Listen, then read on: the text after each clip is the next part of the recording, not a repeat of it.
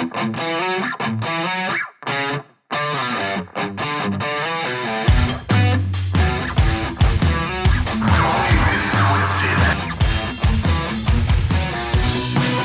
welcome to another show of Don't Get This Twisted. I am Rob, and I'm here with my always co-host, Tina. Tina, I know how you're doing today, and it's not well, so I won't ask you.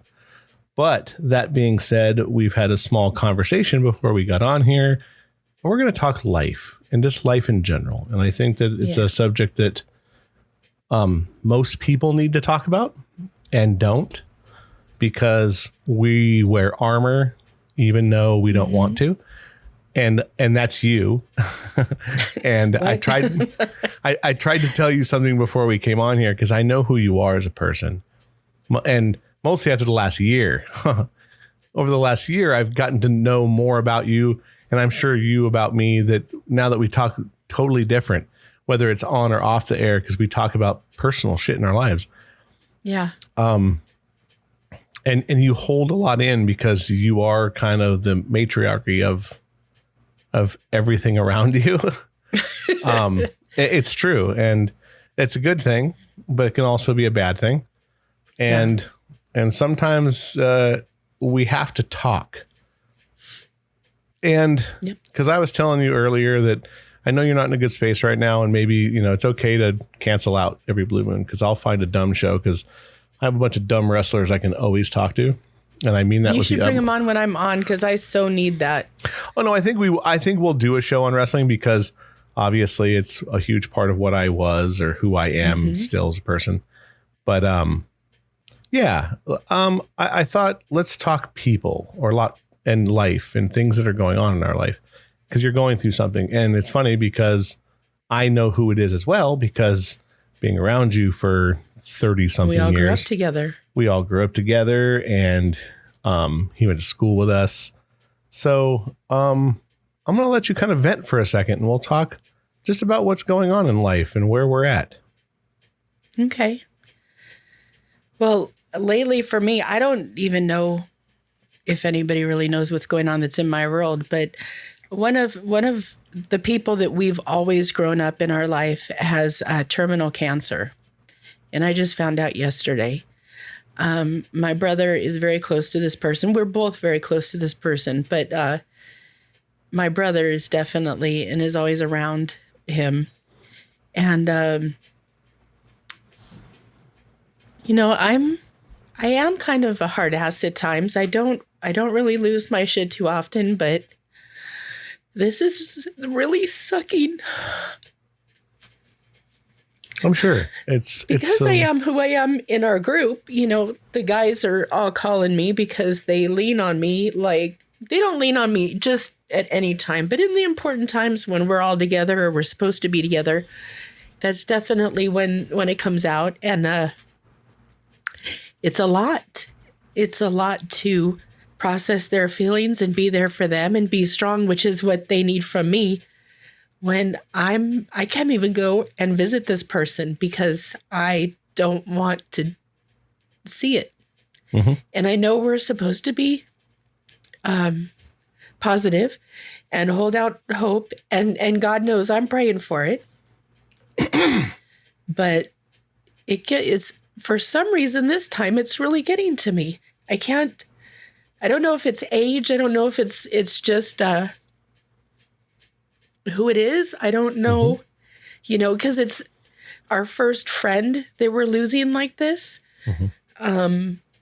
I don't know if it's because of, I'm sure it's because of history. There's probably 1,000 reasons why this feels like this, but I normally am really good at holding my shit together, and I'm having a hard time.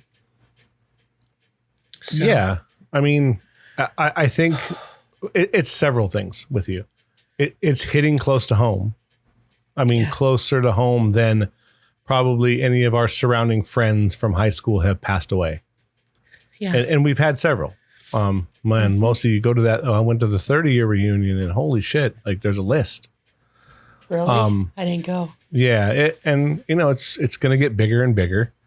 This one is hitting home because it's close to you, and obviously someone that you've known since he was a small child. Yeah.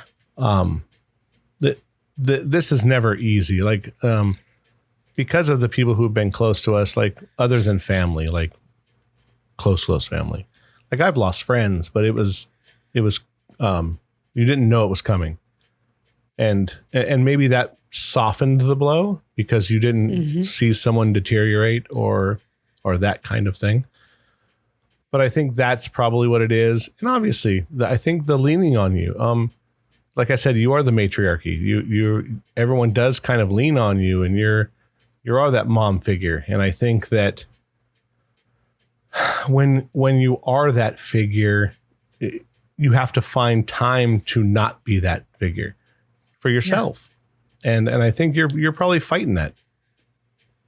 Well, there's really, since the divorce, it's me. You know what I mean? I'm taking care of myself. So there's that. Not that I can't lean on my ex. I could definitely call. I've talked to him. He had a lot to say as well, but he also knows who I am in the clan. So, he gets me. Mm-hmm. And he said, if you need anything or if there's anything I could do, let me know. So he's pretty cool with that. But for me, because of the way life is, I don't lean on anybody. And you know that. I let them lean on me and I'm just hold everybody up. It's amazing how I'm finding this time I can't do that because I'm really good at it. So it's just been really difficult. And I feel guilty because I can't be there and I can't do what I should do or what I think I should do. I feel like, how am I going to keep it together for everybody else? So I feel like that role, that responsibility is definitely there. But this one, I was talking to my cousin and I said, I think this time I'm going to teach the boys how to grieve because I don't have the strength to teach them to keep it, together. Mm-hmm. Well, I mean, and there's something wrong with that, I think. I mean, look, we're at an age where things like that are going to start happening more and more in our life, whether we like it or not. I think it's both. You have to teach them to keep it together for him, but learn that, look, you have to take whatever's left of this life and enjoy it with him. Yeah. Because if you don't, you're going to miss out on something as well. And I think you'll probably get there. I think a lot of it right now for you is just, it's the shock and the awe of going, okay, I know what I'm supposed to do. I don't want to see this person sick or I don't want to see this person down, but you're going to have to try to be there for him as well. Whatever it is for him. And he's going to be able to tell you at some point, like, look, this is what's left. This is what we're going to have to do. Because I'm sure he's, I couldn't imagine what he's going through. I couldn't.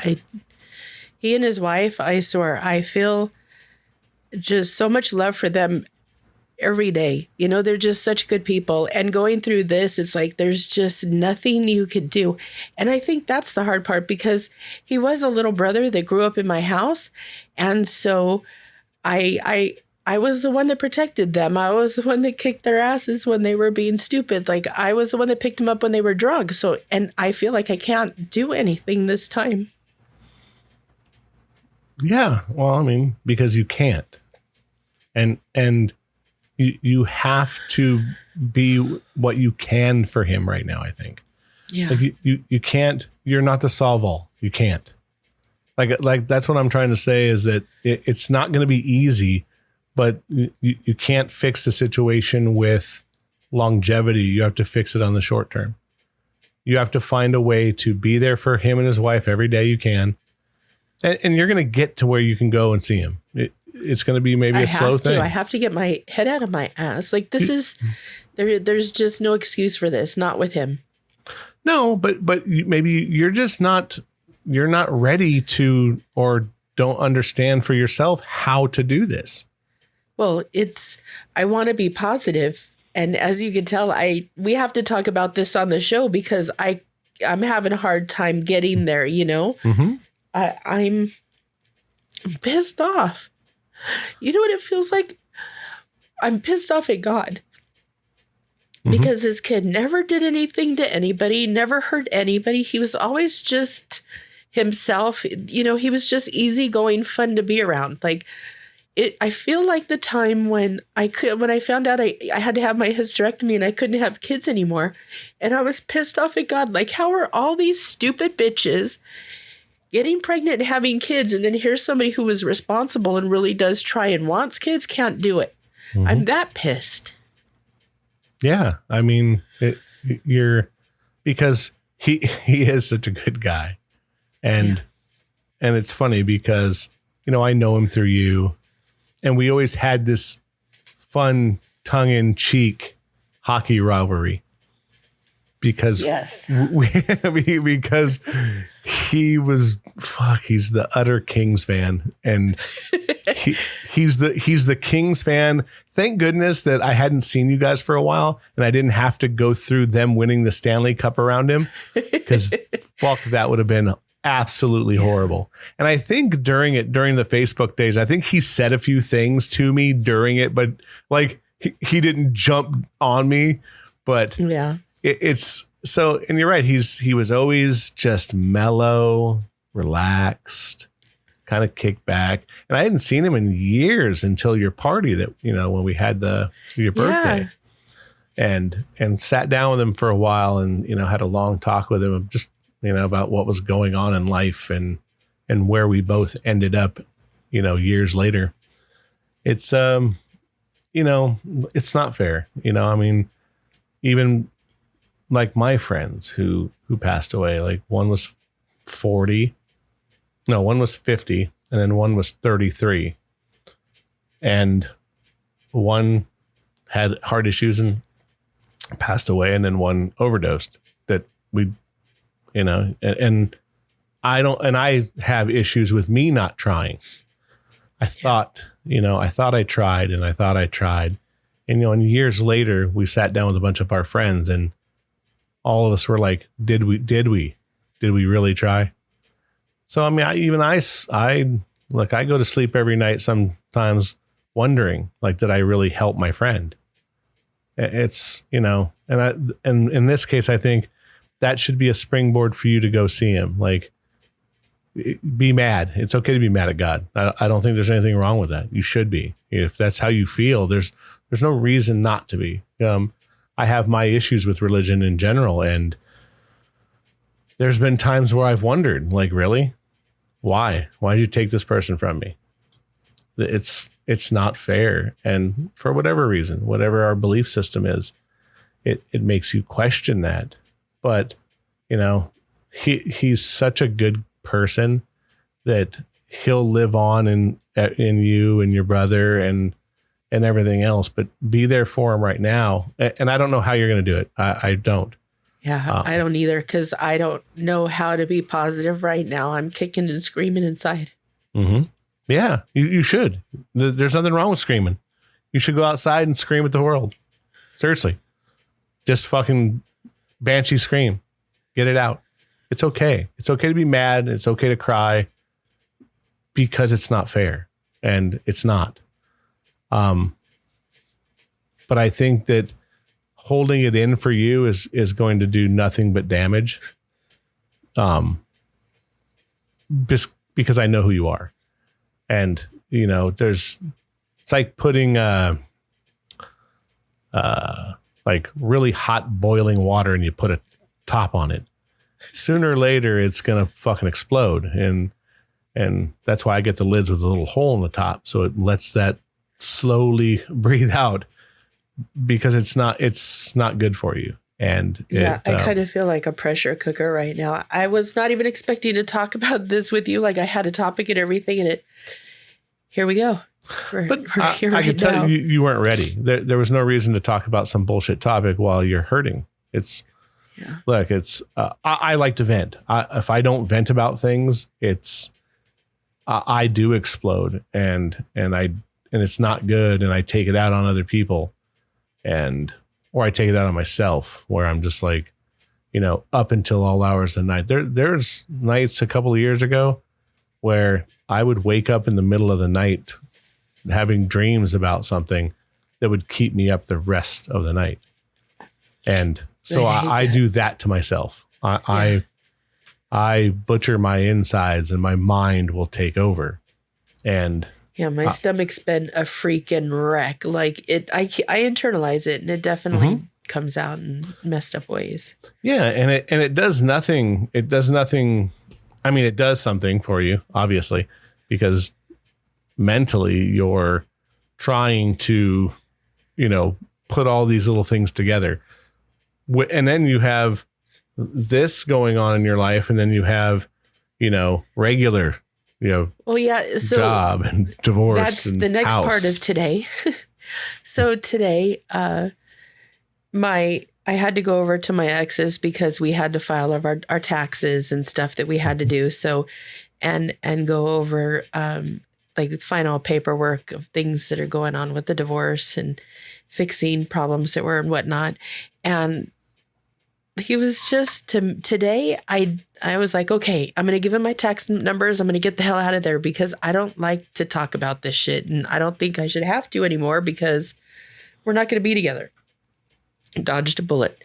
So I go over there today to sign the tax form, and I'm like, okay, is this it? And he's like, well, no, I wanted to talk to you. And it went into divorce stuff, and it went into like doctor bills, and it went in like things that it wasn't anything huge, and it wasn't like we fought, but I felt my feet starting to run.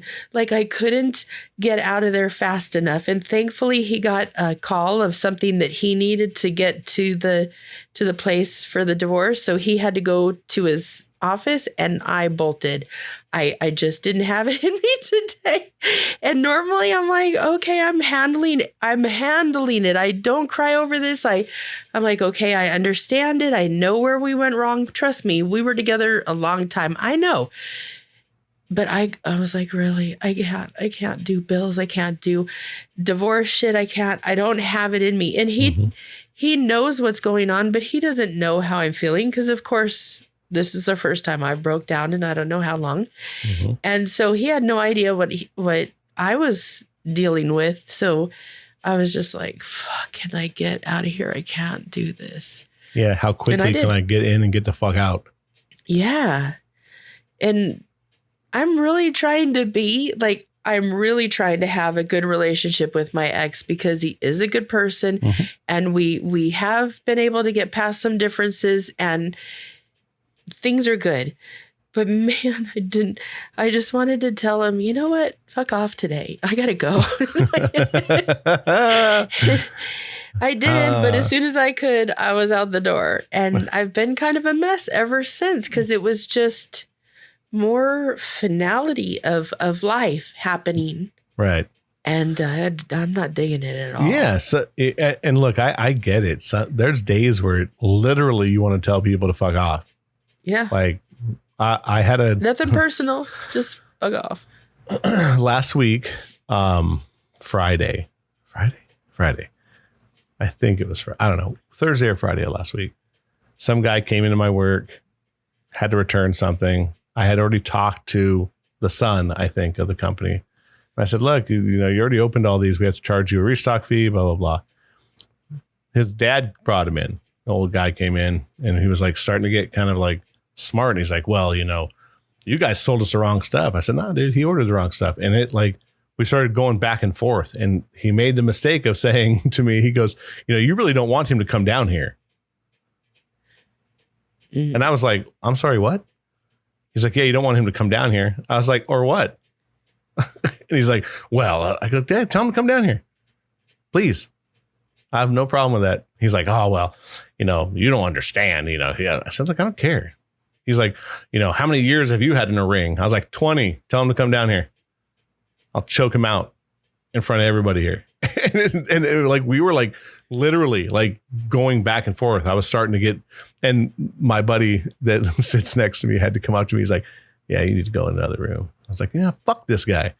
And then my boss came in. I was like, dude, I was pissed. Damn. I was about to beat some old man's ass and then choke his son out when he came over. I was ragingly pissed. And I had to go in the other room and I sat down for about 15 minutes and then, cooler heads prevailed. But I was bent and I don't know why. He just said something he said set me off. And I was like raging. I was really, really pissed. That's so not like you also. No. And I was like, and I don't know. And I came home that night. I told my kid and he was like, dude, and I was like, I don't know what happened, but something really set me off. So, I think that we're all going through things like as much as we hide it, because I think a lot of us do, because you hide it with regular life because that's what most of us do. Mm-hmm. So I think that was the bigger thing for me. I think I was hiding something. Something was gearing up in me. And I came home. I think it was Friday because I came home, chilled out that night. I was like, sat on the couch. I went to bed early. I was really tired because I didn't sleep from the night before. I think that was another thing. But I kind of had to put myself in check. I came home that night and I told the kid, I said, look, I'm gonna walk the dog. I'm gonna do my thing. So as soon as 9:00 came, I was like, I geared down, relaxed. I went in the other room, put on some music because I knew I was angry and maybe it's some inner stuff that I'm not taking care of for myself, but something made me snap. So I kind of feel I can see where you're coming from. That I think people in general, you, me, our friends, everyone, like the avalanche hits sometimes and when you're not fucking ready for it. And I'm one when it hits me, I start digging out quick, but I find myself getting too tired and I bury myself instead of and I want to run, completely run. Sometimes I wish I could run. I do. I wish I could run, but I think I get caught in that same thing where, I'm like, I got to run, but I got to make sure this is taken care of. Mm-hmm. So I don't know. I think that there's a little self-preservation that goes on. Like you go, okay, I got to make sure everything's good and everything's right. Right. But you don't take care of yourself. And that's something that can't happen. I think mostly in this, you're dealing with I hate to say an old friend because I think it's more than that. It's family. He's been around your family since you were what? How old is he? He's 3 years younger than us. Yeah. 3 and 5. Think about that. So I think it's different. I understand. It's kind of like my best friend. I mean, he's like my brother. I've known him since I was 13 years old. I've spent more time with him than I have my own brother. Yeah. This is the guy that sat in the backyard with my brother and I till 5:30 in the morning because they were afraid of what would happen if they left the day that I found my mom dead. Like the two, my brother and him did not leave my side. And I finally at 5:30 in the morning, I was like, guys, I got to go home. I got to go to sleep. And then they were like, all right. So they let me go home and then left right afterwards. But he wasn't leaving as long as I wasn't leaving. So I'm going to use that as a springboard for you. It's time for you to go sit in the backyard with him. Yep. And I think that's maybe you'll get some therapeutic things from that. He was there for you and it's time for you to be there for him. And I know you want to, and I don't mean that you're not going to, because we both know that's not true. But I think that. Well, I have been through getting the friends to go over and visit, telling them, hey guys, it's time for you to rally. Like he needs us. Yeah, for sure. So I got everybody to do that and making the phone calls or taking the conversations that the friends have and doing all that. So, and then also just supporting my brother and being there for him. And that's a whole other thing. Yeah. Yeah. And I could feel him. Like it's so intense. My brother and I've always had a weird, like kind of psychic vibe going on where I could feel him. He could feel me. And like yesterday, he came over and he put his arm on my shoulder, and I turned and I said, "What's wrong?" And everybody looked up because nobody else caught it. And he was like, "Well, just having a bad day." But I didn't even look at him, and I felt it. So I'm just trying to be supportive of him and do whatever I can. But it's not much because I feel like I'm not there. I'm not capable of fixing it. You're not there. Yeah. And you know, it may take a day or two or a week, you know, but you know, again, I think it's your turn to sit in the backyard. And I know that's a horrible metaphor, but no, I think it's accurate.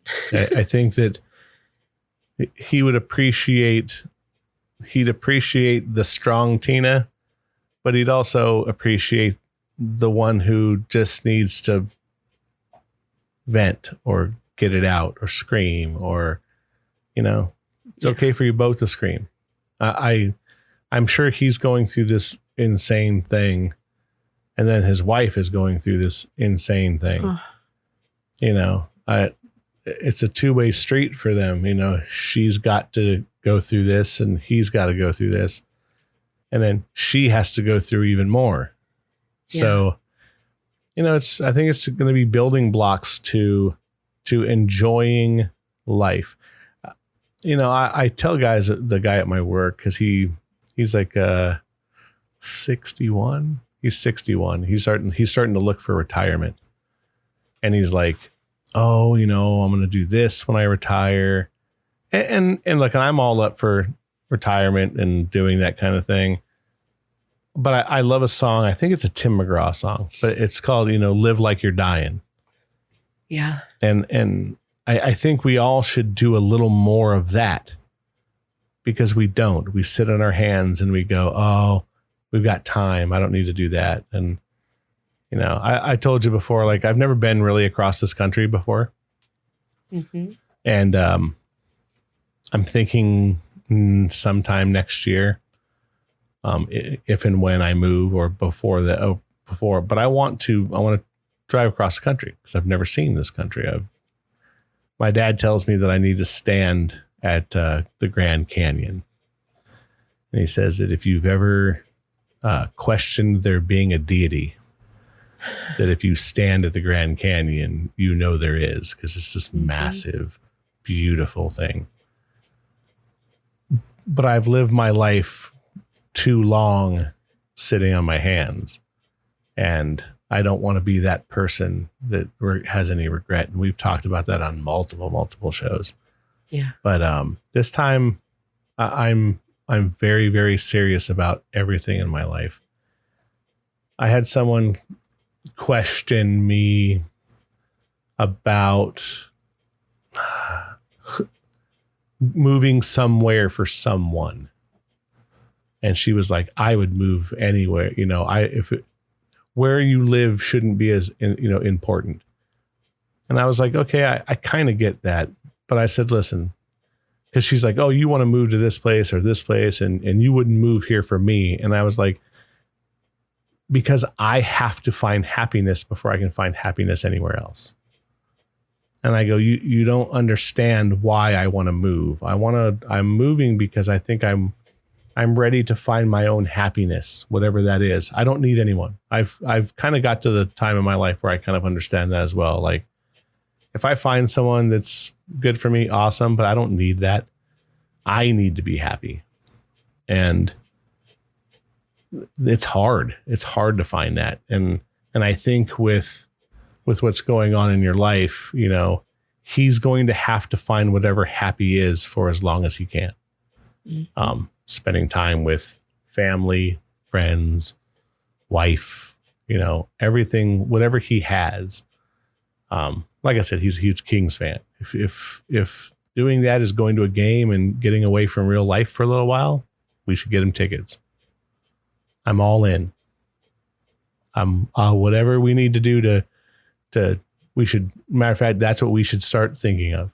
The season's coming. I'm dead serious. I'll put in some cash. We'll get tickets. We'll all go sit and watch a game, because it's the one thing I know he enjoys. Mm-hmm. And for 3 hours to get away from real life is what he's going to need. He's going to need as much of not real life as he can.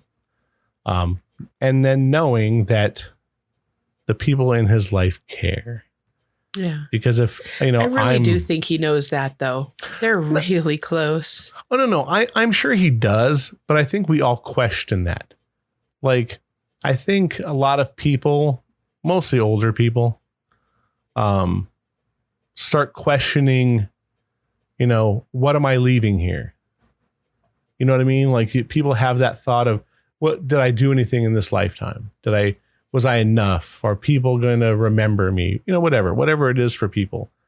I think we all kind of question that. Like, what's going to be your legacy?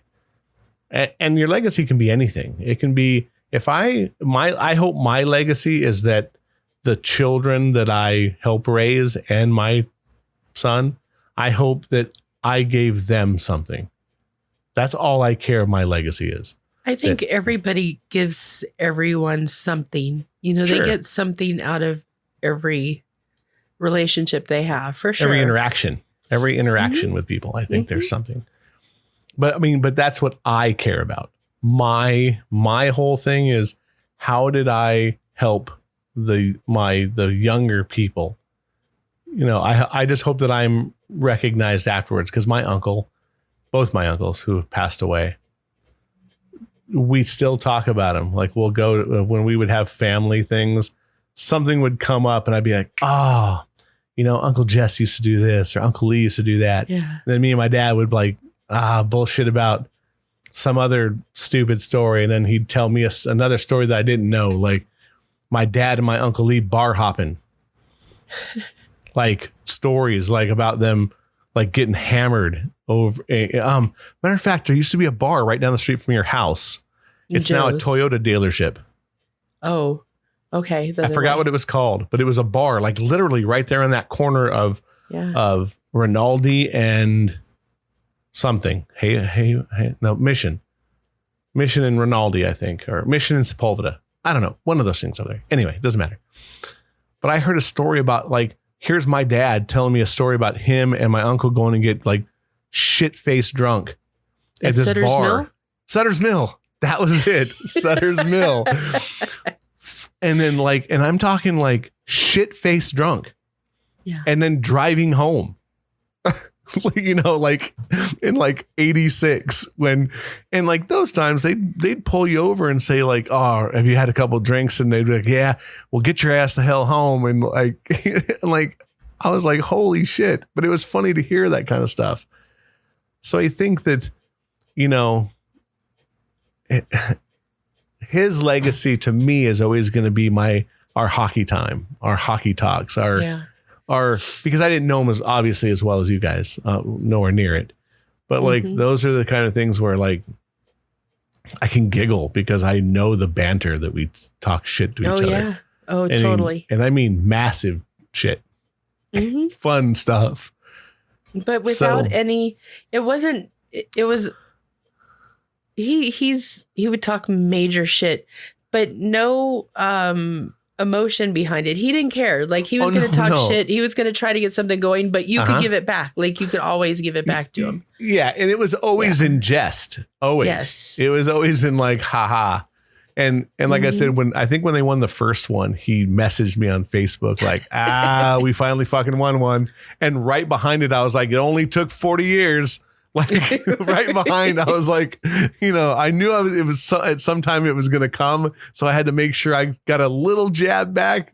I didn't take his happiness away, but I definitely was like, and he was like, yeah, that's kind of a good point. And I was like, yeah, it's good for you guys. But it's, I can't imagine what you're going through, because like I said, I haven't gone through this with anyone close to me yet, with the exception of my uncle. And I kind of did what you did. He was really ill, really, really ill. And his kidneys were failing, a bunch of shit. And he was at UCLA. And my dad was like, I don't want you to go see him. Remember him for how he was. Cause like, he didn't even remember who my dad and his brother were. Like, he'd walk in some days and not know who they were. Cause he was doped out of his mind. He was, he was dying. So I'm kind of glad I didn't do that because I didn't want to see him for who he wasn't. You know, my other uncle passed away. He ended up getting brain cancer actually and fought it and kept fighting it. And I talked to him one time when he was out of getting treatment. He was totally bald. And my Uncle Jess was a great dude, but he had a streak in him. He was a Southern boy, but it was funny because he would pop off on you. And the first thing I said to him when I saw him, I was like, man, those nurses must fucking hate you. And he was like, oh yeah, they always complain and blah, blah, blah.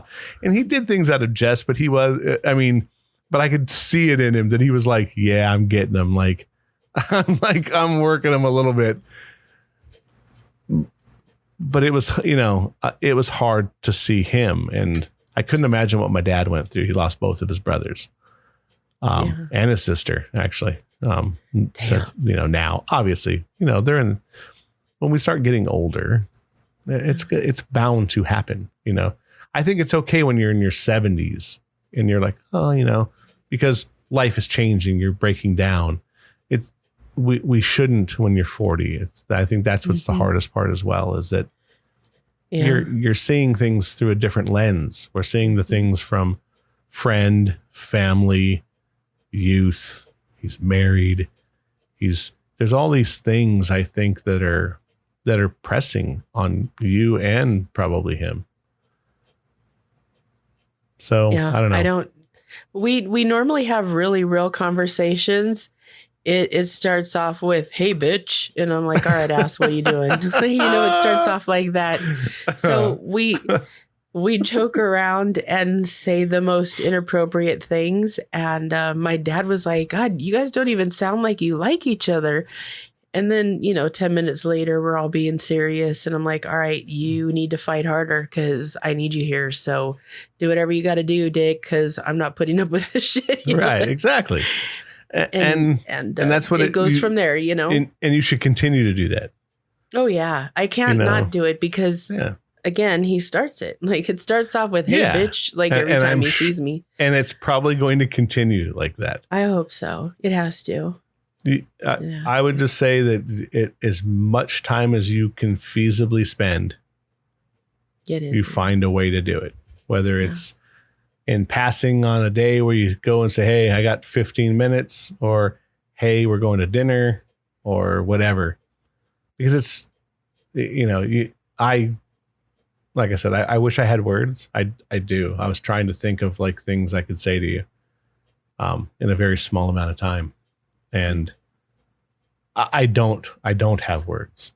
I think what I always tell people is this: love them as hard and as long as you can, because we're not promised anything.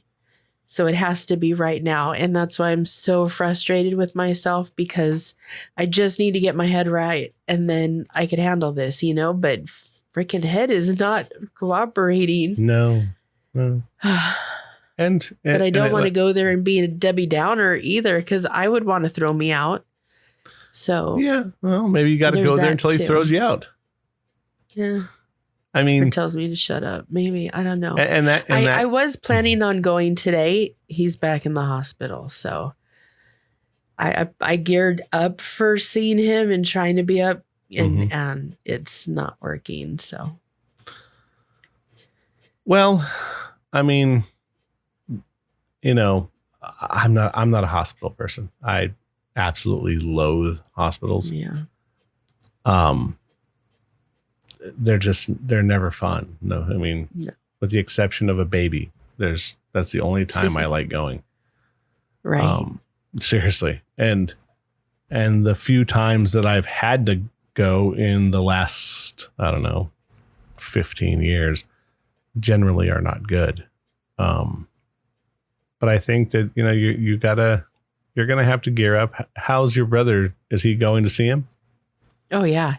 He's there all the time. As much as he could be there, he's there. But I think even sometimes he needs to stop and get his head right and then go back in. But he's doing it. He's actually doing it, which is funny because our roles have reversed. And like, all right, he's got this. Like, okay, cool. Because I just don't. How much? And again, you know your brother quite well.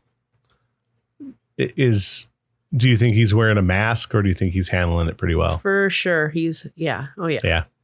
Okay. Yeah. He has to. In order for him to get through his day, he needs to be doing this right now. So I hope that he sits down and talks and vents to someone. Mm-hmm. Because wearing that mask is great, but you don't want it to, you don't want to spin out of control at home one day and, drink yourself into oblivion or whatever it is your thing is. Normally like that. I know he's been hanging out around me a lot because now that I'm living at home with Dad, he's here a lot. So we talk about things. We've been going out to lunch. Like I text him or call him every day. We're constantly communicating. So I know that he's doing his job. He's doing exactly what he feels he's supposed to do. And I'm okay with that. Like I'm glad he's doing what he's doing. Perfect. I think that's pretty solid, because coming from you, that means, because you judge and look at people pretty well. Man, there's some times you read me before I even had a thing to say. Yeah, it's really bad these days too. Like I'm doing that more often than not. And I look at somebody and I'm like, oh crap, what's wrong? Or like people, I'll see them and I'll be like, stay away from them, something's wrong. And then all of a sudden they do something crazy. I don't know when that started getting worse or getting better, depending, but man, that's kind of driving me crazy too, because I feel off kilter. Yeah, I mean, you definitely, it's not good to feel that you can read everything out of everyone, because man, no, not everything, but like, it's just weird how I get things that are going on and what's happening. It's around me. It's. You can see people's auras. Maybe that's it. Maybe you can see people's auras and you don't know. It's crazy. I don't know. I've always had a weird intuition. My dad told me the other day that we needed to go to a park to have pictures taken for our tribe. So I kind of asked him where it was, and he was like, Himman and Hine, it's on this street. No, it's on that one. I just got to the point where I ignored him because he gave me too many streets and none of them made sense. So I was going to try again another day. And so the day that I was going, he didn't answer his phone, and I'm thinking, oh shit, I'm supposed to be there in like 10 minutes. I didn't give myself any time. I didn't look anything up. I don't know where this is. Oh, and by the way, I left my phone at home. So I was like, okay, teen, you've done this before. Like, use your homing pigeon device. Like, you know how to get to your family. I drove straight over to him and I didn't even know a park was there. I don't know if Dad gave me enough information that I could draw my own conclusion, or if that homing pigeon thing that I have really is real, but I used it and I found it and I wasn't even late. Of course you weren't. I don't know how I do this stuff though, but that's just little things I've always been. I think I'm just too close to my family, but of course, I told my brother that I didn't know how to get there. And he's like, oh, so you're doing that again, huh? And then the kids are like, doing what? And then now none of them, now they're all giving me a hard time. Like, oh, are you going to do that? We're going to go cross country. Come find us. I'm like, stop, you guys. That's not how it works. No, you're just lucky I got here. Maybe in your Indian heritage, there's a tracker. There may be, but I can't tell directions to save my freaking life. Yeah, but you can find places. That's better. That's basically there's a lot of Native Americans that are like serious trackers. Matter of fact, in World War II, they fucking used them to track people. I'm not that good. Trust me. This is just a homing type device thing I have for my family. Yeah. I just gotta find them. If it works, it works. Yeah. But yeah, I really need to stop being an asshole and just go over there. Yeah. I think you should have a little scream, have it, take a shot, just relax, and then take care of business. And however long it takes, I think you should make sure that you're in the right frame of mind. But I think you're good. Yeah. After talking about it, I'm not like, it doesn't seem like it's seeping out anymore. I should have started talking a long time about it. Yeah. But I mean, anything that's kind of on my mind, I'm wanting to dodge these days. So, I've done a lot of that in the last couple of years. Done a lot of dodging, lots of dodging. And it's got me nowhere. yeah. It's got me nowhere fast. Dealing in reality hasn't been all that much better of a reality over here. So dodging right now is okay. But I've been making some serious projects. My hands don't stop when I'm nervous. And I've been doing baskets and art projects and Christmas presents. And that's when I turn into an elf, that's when I'm having a hard time dealing in reality. I saw some of the cool baskets you made, though. Thanks. Saw some pictures. Very cool. Like, pretty intricate shit. Yeah. Like, and I just barely started. It hasn't even been a year, and I struggle through all of it. But there's something about that struggle. I could just put my aggression or attention into it. So I kind of like it. Yeah. I was telling somebody today about that's what this is for me. Yeah. Yeah. Thank goodness I have this, because it's my outlet, and I can release whatever it is I need to, even if it's talking about things that I know not much about. Yeah. No, I get you. Because I feel sometimes that my life is a go, go, go, go, go, go, go, go, go. All the time. All the time. And I'm glad I got a dog, but he takes up a lot of my time, and I feel like I'm always going to make sure that he has this, and then my kid has this, and I'm doing this. And sometimes I need a Saturday to decompress and fucking relax. So thankfully that's what I'm doing my best these days for my life, to have that a little bit that's of good.